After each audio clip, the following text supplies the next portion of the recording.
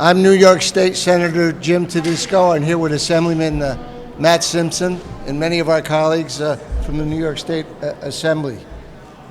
I think the best way to describe what has taken place over the last 2 years here in New York and probably across this nation and globally is turmoil, time of turmoil. We've had one large enemy. We have a lot of turmoil around the Capitol every single day, and we've seen that today also. But the real enemy for all of us has been this pandemic and this COVID virus.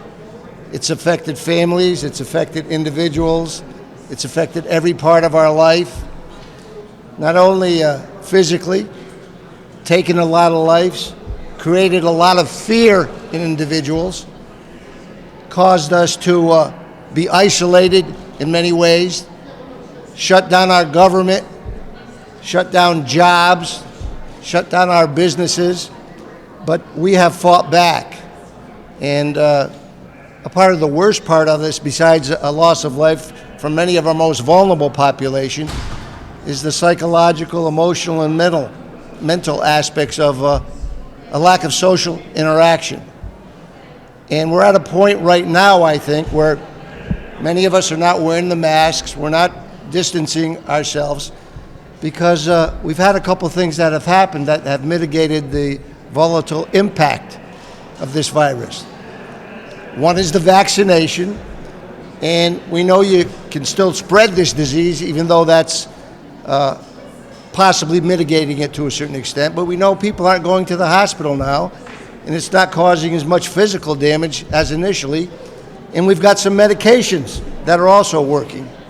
So those tandem developments that have been put together, I think, have reduced the fear in people. And we've had a pretty tough winter, a lot of rain, cold, snow. The fear was still there with this Omicron, but we know that hasn't been as volatile as some of the other variants. That's diminished a bit. There's a little bit of a kick up now. But I think what you're going to see as the good weather comes, as we head into the summer months, you're going to see a roaring 2022. People are going to want to bring their families, their children. They're going to want to go picnicking. They're going to want to go hiking.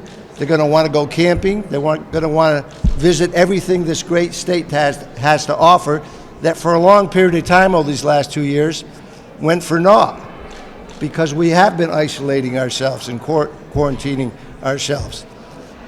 But there's one other enemy that may stop that, and that is the worst inflation in 40 years, because they're probably going to have to get in their vehicle and pay $4.25 maybe just for the gas right now. Forget about the tax. And 16 cents we all supported because that was all that was there for us, but it kind of was cold comfort when a gallon of just the gas itself was $4.25, and we don't know if it's going to kick up.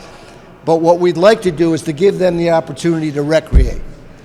And myself and Assemblyman Simpson and our colleagues here would like to give them that opportunity by giving them a break at everything recreational-wise that this great state of New York has to offer. So that's why we've put forth the I Love New York Park Summer Discount.